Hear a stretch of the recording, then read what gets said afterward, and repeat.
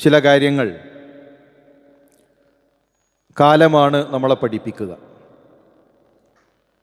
സതുബ്ദീലക്കൽ അയ്യാമു മാ കുൻത ജാഹില. നിങ്ങൾക്കറിയാത്തത് ചിലപ്പോൾ കാലം നിങ്ങളെ പഠിപ്പിക്കും. ചിലരൊക്കെ നമുക്ക് എത്രമാത്രം വേണ്ടപ്പെട്ടവരായിരുന്നു എന്നുള്ളത് അവരുടെ നഷ്ടങ്ങളാണ്, അവരുടെ മരണങ്ങളാണ് നമ്മെ ഓർമ്മിപ്പിക്കുക. ഫഅസാബത്തുക്കും മുസീബത്തുൽ മൗത്ത്. മരണത്തെ മുസീബത്തിലേക്ക് ചേർത്തുകൊണ്ടാണ് പരിശുദ്ധ ഖുർആൻ പരിചയപ്പെടുത്തിയത്. ഇപ്പോൾ പ്രിയമുള്ളവരുടെ, ഇഷ്ടമുള്ളവരുടെ, അടുപ്പമുള്ളവരുടെ മരണം നമുക്ക് മുസീബത്താണ്, നമ്മുടെ സങ്കടമാണ്, നമ്മുടെ പരീക്ഷണമാണ്. ആ മരണങ്ങൾ നൽകുന്ന ചില തിരിച്ചറിവുകളുണ്ട്, ചില പാഠങ്ങളുണ്ട്. റസൂലുള്ളാഹി സ്വല്ലല്ലാഹു അലൈഹി വസല്ലം പറഞ്ഞു, ഇദാ ഉസീബ അഹദുകും ബി മുസീബ. നിങ്ങൾക്കൊരു മുസീബത്ത് ബാധിച്ചാൽ, നിങ്ങൾക്കൊരു പരീക്ഷണം ബാധിച്ചാൽ, നിങ്ങൾക്കൊരു ദുഃഖം ബാധിച്ചാൽ, ഫൽയദ്കുർ മുസീബത്തഹു ബി ഫഇന്നഹ അഅലമുൽ മസാഇബ്. അല്ലാഹുവിൻ്റെ റസൂൽ സല്ലല്ലാഹു അലൈഹി വസല്ലമയുടെ വഫാത്തിനെ നിങ്ങൾ ഓർക്കണം. പ്രവാചകന്റെ വിയോഗമാകുന്ന മുസീബത്ത് നിങ്ങൾ ആലോചിക്കണം. അതാണ് ഒരു മുസ്ലിമിനെ സംബന്ധിച്ചിടത്തോളം ഏറ്റവും വലിയ മുസീബത്ത്. നമ്മുടെ ഉമ്മയുടെ വിയോഗത്തേക്കാൾ, നമ്മുടെ ഉപ്പയുടെ വിയോഗത്തേക്കാൾ, ദുനിയാവിൽ നമ്മൾ ആരെ സ്നേഹിക്കുന്നുവോ അവരുടെ എല്ലാം മരണത്തേക്കാളും ഒരു മുസ്ലിമിനെ സംബന്ധിച്ചിടത്തോളം അവൻ്റെ മുസീബത്ത്, അവൻ്റെ ഏറ്റവും വലിയ സങ്കടമെന്നുള്ളത് അവൻ്റെ ജീവനേക്കാൾ അവൻ സ്നേഹിക്കുന്ന റസൂലുള്ളാഹി സ്വല്ലല്ലാഹു അലൈഹി വസല്ലമയുടെ വിയോഗമാണ്. ദുനിയാവിൽ നമ്മൾ അനുഭവിക്കുന്ന പരീക്ഷണങ്ങൾ, നമ്മുടെ സങ്കടങ്ങൾ, അത് റസൂലുള്ളാഹി സ്വല്ലല്ലാഹു അലൈഹി വസല്ലമയുമായി തട്ടിച്ചു നോക്കിയാൽ നമ്മുടെ ദുഃഖങ്ങൾ എത്രയോ ചെറുതാണ്. അബവായിൽ ഉമ്മയുടെ ഖബറിനരികിൽ കരയുന്ന റസൂലുള്ളാഹി സ്വല്ലല്ലാഹു അലൈഹി വസല്ലമയെ ചരിത്രത്തിൽ നമുക്ക് കാണാം. നിങ്ങൾ ചിന്തിച്ചിട്ടുണ്ടോ എത്രമാത്രം വലിയ പരീക്ഷണം? ഉപ്പ മരണപ്പെടുമ്പോഴാണ് ഒരാൾ യതീമാകുന്നത്. ആ യുദ്ധം, ആ ഉപ്പ മരണപ്പെടുന്ന അവസ്ഥയുടെ ഏറ്റവും തീവ്രമായ അവസ്ഥയിലായിരുന്നു റസൂലുള്ളാഹി സ്വല്ലല്ലാഹു അലൈഹി വസല്ലം. ഉമ്മയുടെ ഗർഭപാത്രത്തിൽ കഴിയുമ്പോഴാണ് ഉപ്പ മരണപ്പെടുന്നത്. ഉപ്പയുടെ മുഖം റസൂലുള്ളാഹിയുടെ ഓർമ്മകളിലില്ല, ഉപ്പയുടെ ലാളനകൾ റസൂലുള്ളാഹിയുടെ ഓർമ്മകളിലില്ല. ആ ഉപ്പയുടെ ഖബറിനരികിലേക്ക് ഉമ്മയുടെ കൂടെയുള്ള യാത്ര. അബവായിൽ 6-ാമത്തെ വയസ്സിലാണ് പ്രവാചകൻ സല്ലല്ലാഹു അലൈഹി വസല്ലമക്ക് ഉമ്മയെ നഷ്ടപ്പെടുന്നത്. അവിടെ ഉപ്പയില്ലാത്ത, ഉമ്മ മരണപ്പെട്ട യതീമായി ഉമ്മു ഐമൻ്റെ കൈകളിൽ പിടിച്ച് മക്കയിലേക്ക് തിരിച്ചു വരുന്ന ആ 6 വയസ്സുകാരൻ എത്രമാത്രം ദുഃഖിച്ചിട്ടുണ്ടാകും, എത്രമാത്രം പ്രയാസങ്ങൾ അനുഭവിച്ചിട്ടുണ്ടാകും. കരഞ്ഞാൽ കണ്ണീര് തുടക്കാൻ ഒരു സഹോദരൻ റസൂലുള്ളാഹി സ്വല്ലല്ലാഹു അലൈഹി വസല്ലമക്കില്ല. കൂടെ ജീവിക്കാൻ ഒരു പെങ്ങൾ റസൂലുള്ളാഹി സ്വല്ലല്ലാഹു അലൈഹി വസല്ലമക്കില്ല. ആൺമക്കളെല്ലാം ജീവിച്ചിരുന്ന കാലഘട്ടത്തിൽ തന്നെ മരണപ്പെട്ടു. ഫാത്തിമയല്ലാത്ത എല്ലാ പെൺമക്കളും റസൂലുള്ളാഹി സ്വല്ലല്ലാഹു അലൈഹി വസല്ലമയുടെ ജീവിത കാലഘട്ടത്തിൽ തന്നെ മരണപ്പെട്ടു. അത്രമാത്രം പരീക്ഷണങ്ങളിലൂടെയാണ് അള്ളാഹുവിൻ്റെ റസൂൽ സല്ലല്ലാഹു അലൈഹി വസല്ലം കടന്നുപോയിട്ടുള്ളത്. ആ പരീക്ഷണങ്ങൾ അള്ളാഹുവിൻ്റെ റസൂൽ സല്ലല്ലാഹു അലൈഹി വസല്ലമക്ക് കരുത്തായി മാറിയിട്ടുണ്ട് എങ്കിൽ ഏതു മുസീബത്തും, ഏതു പരീക്ഷണവും വിശ്വാസിയെ സംബന്ധിച്ചിടത്തോളം ക്ഷമിക്കാനും അതിൽ നിന്ന് പാഠങ്ങൾ ഉൾക്കൊള്ളുവാനുമാണ് അവർ പരിശ്രമിക്കേണ്ടത്. നമ്മുടെ ഉപ്പയുടെ വിയോഗമെന്ന് പറഞ്ഞാൽ അത് ജീവിതത്തിലെ വലിയ പരീക്ഷണമാണ്. ഉമ്മയില്ലാതാകുമ്പോൾ അള്ളാഹുവിലേക്കുയരുന്ന മറയില്ലാത്ത പ്രാർത്ഥനകളാണ് ഒരു മനുഷ്യന് നഷ്ടപ്പെടുന്നത്.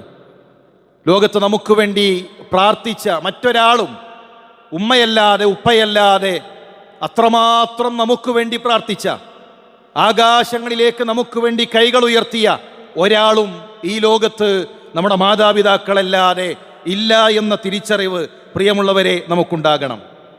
മഹാനായ ഇബ്നു അബ്ബാസ് റളിയല്ലാഹു തആല അൻഹുവിൻ്റെ അരികിലേക്ക് ഒരാൾ വരുന്നു. കൊലപാതകിയാണ്, വലിയ ഒരു പാതകം ചെയ്തിട്ടുണ്ട്, വലിയൊരു ദുൽമ് ചെയ്തിട്ടുണ്ട്, ഒരു മനുഷ്യൻ്റെ ജീവൻ എടുത്തിരിക്കുന്നു. എന്തിനാണ് വരുന്നത്? ഫഹല്ലി മിൻ തൗബ, ഇബ്നു അബ്ബാസ്, എനിക്ക് തൗബയുണ്ടോ? എൻ്റെ പാപങ്ങൾ അള്ളാഹു പൊറുക്കുമോ? അതറിയാനാണ് ഇബ്നു അബ്ബാസ് റളിയല്ലാഹു തൻ്റെ അരികിലേക്ക് വരുന്നത്. അദ്ദേഹത്തിൻ്റെ തിരിച്ചുള്ള ചോദ്യം, ഉമ്മുക ഹയ്യ, ഉമ്മ ജീവിച്ചിരിക്കുന്നുണ്ടോ? നിന്റെ പാപങ്ങൾ പൊറുക്കാൻ നിന്റെ ഉമ്മ ഹയാത്തിലുണ്ടോ? ഉമ്മ ജീവിച്ചിരിക്കുന്നുണ്ടോ? അദ്ദേഹത്തിൻ്റെ മറുപടി, ലാ ഇബ്നു അബ്ബാസ്, എൻ്റെ ഉമ്മ ജീവിച്ചിരിക്കുന്നില്ല. തുബ് ഇലല്ലാഹ്, എങ്കിൽ നീ അള്ളാഹുവിനോട് തൗബ ചോദിക്കുക. ആ മനുഷ്യൻ തിരിച്ചുപോയി. ആളുകൾ ചോദിച്ചു, ലിമ സഅൽതഹു അൻ ഹയാത്തി ഉമ്മി, എന്തിനാണ് ഇബ്നു അബ്ബാസ് ഉമ്മയുടെ ഹയാത്തിനെ പറ്റി ചോദിച്ചത്? ഉമ്മ ജീവിച്ചിരിക്കുന്നുണ്ടോ എന്ന് എന്തിനാണ് ചോദിച്ചത്? അദ്ദേഹം വന്നത് ഞാനൊരു കൊലപാതകിയാണ്, തൗബയുണ്ടോ എന്ന് ചോദിക്കാനല്ലേ? അതിനുള്ള പരിഹാരങ്ങളല്ലേ പറയേണ്ടത്? എന്തിനാണ് ഉമ്മ ജീവിച്ചിരിക്കുന്നുണ്ടോ എന്ന് ചോദിച്ചത്? ഇബ്നു അബ്ബാസ് റളിയല്ലാഹു തആല മറുപടി, ഇന്നി ലാ അഅലമു അമലൻ അഖറബ ഇലല്ലാഹി അസ്സ വജൽ മിൻ ബിർരിൽ വാലിദ, എനിക്ക് അല്ലാഹുവിലേക്ക് അടുപ്പിക്കാൻ ഉമ്മാക്ക് പുണ്യം ചെയ്യുന്നതിനേക്കാൾ വലിയ ഒരു അമൽ എന്നെ സംബന്ധിച്ചിടത്തോളം അറിയില്ല. അല്ലാഹുവിലേക്ക് അടുപ്പിക്കുന്ന മറ്റൊരു അമലും, ഉമ്മാക്ക് പുണ്യം ചെയ്യുന്നത് പോലെ മറ്റൊരു അമലും എനിക്കറിയുകയില്ല. ആ മനുഷ്യനൊരു വലിയ തിന്മ ചെയ്തിരിക്കുന്നു. ഇനി അല്ലാഹുവിലേക്ക് അടുക്കണമെങ്കിൽ ആ മനുഷ്യൻ്റെ ഉമ്മാക്ക് പുണ്യം ചെയ്യുക എന്ന അമലല്ലാതെ മറ്റൊരു അമൽ എനിക്കറിയുകയില്ല.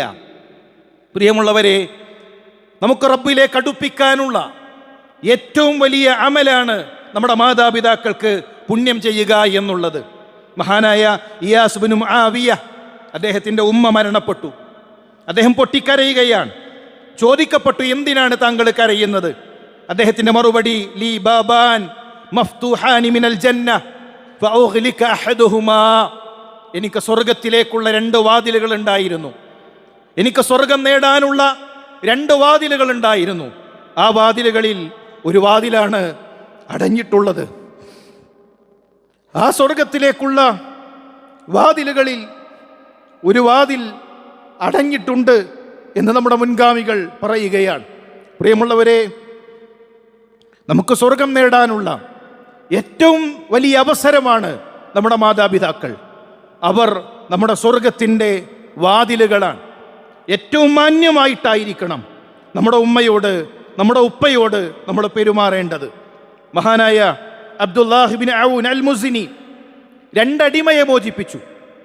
2 അടിമയെ അദ്ദേഹം മോചിപ്പിക്കുകയാണ്. ആളുകൾ ചോദിച്ചു, എന്തിനാണ് നിങ്ങൾ അടിമയെ മോചിപ്പിച്ചത്? നല്ല വിലയുണ്ട് അടിമകൾക്ക്, ധാരാളം സമ്പത്ത് ചിലവഴിക്കണം. ധാരാളം സമ്പത്ത് ചിലവഴിച്ച് അടിമയെ മോചിപ്പിച്ചപ്പോൾ അവർ ചോദിച്ചു, എന്തിനാണ് നിങ്ങളിപ്പോൾ 2 അടിമയെ മോചിപ്പിച്ചത്? അതിന് അദ്ദേഹം നൽകിയ മറുപടി, ഫഅജാബഹ ഫകാന സൗതുഹു അഅലാ മിൻ സൗതിഹാ, എന്നെ ഉമ്മ വിളിച്ചു. എന്നെ ഉമ്മ മോനെ എന്ന് വിളിച്ചപ്പോൾ ഞാൻ ഉമ്മാക്ക് മറുപടി കൊടുത്തപ്പോൾ എൻ്റെ ഉമ്മയേക്കാൾ എൻ്റെ ശബ്ദമുയർന്നു. എൻ്റെ ഉമ്മയേക്കാൾ എൻ്റെ ശബ്ദമുയർന്നു. അതെനിക്ക് അല്ലാഹു പുറത്തു നൽകണം. അതിനാണ് ഞാൻ 2 അടിമകളെ മോചിപ്പിച്ചിട്ടുള്ളത്. ഉമ്മയേക്കാൾ ശബ്ദമൊന്ന് മറുപടി കൊടുത്തപ്പോൾ ഉയർന്നത് വലിയ തെറ്റായി കണ്ട മുൻഗാമികളാണ് നമുക്കുള്ളത് എങ്കിൽ എങ്ങനെയാണ് നമ്മുടെ സംസാരം കയർത്തു പോകുന്നത്? എങ്ങനെയാണ് പ്രായമായ ഒരു തള്ള, ഒരു തന്ത എന്ന രൂപത്തിലേക്ക് അവരെ മാറ്റി നിർത്താൻ പ്രിയമുള്ളവരെ നമുക്ക് കഴിയുന്നത്? ഏറ്റവും മാന്യമായിട്ടായിരിക്കണം അവരോടുള്ള നമ്മുടെ സംസാരം. മഹാനായ അബൂ സർഅ ഹൈവത്ത് ഇബ്നു ശുറൈഹ് ഇസ്ലാമിക ചരിത്രത്തിലെ വലിയ പണ്ഡിതനാണ്. ഇസ്ലാമിക ചരിത്രത്തിലെ ഒരുപാട് പണ്ഡിതന്മാർക്ക് ഹദീസ് പഠിപ്പിച്ചു കൊടുത്ത ആഴത്തിലറിവുള്ള മഹാപണ്ഡിതനാണ്. 100 കണക്കിന് വിദ്യാർത്ഥികൾ അദ്ദേഹത്തിൻ്റെ സദസ്സിലിരിക്കുകയാണ്. ലോകത്തിൻ്റെ വ്യത്യസ്ത ഭാഗങ്ങളിൽ നിന്ന് ആളുകൾ വന്ന് ദീനു പഠിക്കുകയാണ്. അങ്ങനെ ഹദീസ് പഠിപ്പിച്ചു കൊണ്ടിരിക്കുമ്പോഴാണ് ഉമ്മ കടന്നു വരുന്നത്. ഉമ്മ ആ പഠിപ്പിക്കുന്ന ദർസിൻ്റെ വില അറിയില്ല. ഉമ്മ ഒരു സാധാരണക്കാരിയാണ്. ആ ഉമ്മ വന്നുകൊണ്ട് പറഞ്ഞു, ഖും യാ ഹൈവ ഫഅൽഖി ശഈറ ലിദ്ദജാജ്, മോനെ ഹൈവ, എൻ്റെ കുട്ടി, കോഴിക്കുട്ടികൾക്ക് എന്തെങ്കിലും ധാന്യങ്ങൾ ഇട്ടുകൊടുക്ക്, തീറ്റ ഇട്ടുകൊടുക്ക്. എൻ്റെ കോഴിക്ക് നല്ല വിശപ്പുണ്ട് മോനെ, അതിനു പോയി വല്ല തീറ്റയും ഇട്ട് കൊടുക്ക്. നൂറുകണക്കിന് വിദ്യാർത്ഥികൾ അദ്ദേഹത്തിൻ്റെ മുന്നിലിരിക്കുന്നുണ്ട്. റസൂലുള്ളാഹിയുടെ ഹദീസ് പഠിപ്പിക്കുന്ന ദർസിലാണ് അദ്ദേഹം. വിദ്യാർത്ഥികൾ ഇങ്ങനെ അദ്ദേഹത്തിൻ്റെ മുഖത്തേക്ക് നോക്കുകയാണ്. എന്താണ് ഉസ്താദ് ചെയ്യാൻ പോകുന്നത്? എന്താണ് ഞങ്ങളെല്ലാം ആദരിക്കുന്ന ബഹുമാന്യനായ പണ്ഡിതൻ ചെയ്യാൻ പോകുന്നത്? ദർസ് അടച്ചു വെച്ചു, കിതാബുകൾ അടച്ചു വെച്ചു. അദ്ദേഹം എഴുന്നേറ്റു. ഉമ്മ വിളിച്ചിട്ടുണ്ട്, എൻ്റെ ഉമ്മ വിളിച്ചിട്ടുണ്ട്, നിങ്ങൾ കാത്തിരിക്കുക. ഉമ്മയുടെ കോഴിക്ക് അതിന് തീറ്റ കൊടുത്ത് ഞാൻ തിരിച്ചു വരാമെന്ന് പറഞ്ഞ് എഴുന്നേറ്റു പോകുന്ന നമ്മുടെ മുൻഗാമികളിൽ ഉമ്മ വിളിച്ചാൽ എന്താണ് നമ്മുടെ നിലപാട് എന്നത് നമുക്ക് കാണാൻ സാധിക്കും. മഹാനായ അലി സൈനുൽ ആബിദീൻ ഉമ്മയോടൊപ്പം ഭക്ഷണം കഴിക്കാറില്ല. ആളുകൾ ചോദിച്ചു, അലി എന്തേ ഉമ്മയോടൊപ്പം ഭക്ഷണം കഴിക്കാത്തത്? അദ്ദേഹം നൽകിയ മറുപടി, ഞാൻ ഭക്ഷണം കഴിക്കുമ്പോൾ ഒന്നിച്ചിരുന്നാണ് ഭക്ഷണം കഴിക്കുന്നത് എങ്കിൽ ഉമ്മ നോക്കിയതിലേക്ക്, ഉമ്മ ഇഷ്ടപ്പെട്ടതിലേക്ക് ഞാനൊന്ന് മുൻകടന്നാൽ അതെൻ്റെ ഉമ്മാക്ക് പ്രയാസമാകുമോ, അതെൻ്റെ ഉമ്മാക്ക് സങ്കടമാകുമോ എന്നു പേടിച്ചുകൊണ്ടാണ് ഞാൻ അതിൽ നിന്ന് പിന്മാറുന്നത് എന്ന് പറയുമ്പോൾ, പ്രിയമുള്ളവരെ, ജീവിത കാലഘട്ടത്തിൽ ഏറ്റവും നല്ല രൂപത്തിൽ നമ്മുടെ മാതാപിതാക്കളെ പരിഗണിക്കാൻ നമുക്ക് സാധിക്കണം. നഷ്ടപ്പെട്ടു കഴിഞ്ഞാൽ തിരിച്ചു പിടിക്കാൻ കഴിയാത്ത സൗഭാഗ്യങ്ങളാണ് നമ്മുടെ മാതാപിതാക്കൾ. പകരം വെക്കാനില്ലാത്ത അക്ഷരങ്ങളാണ് നമ്മുടെ മാതാപിതാക്കൾ. ഉമ്മയില്ലാത്ത ജീവിതം സങ്കീർണമാണ്, ഉപ്പയില്ലാത്ത ജീവിതം സങ്കീർണമാണ്.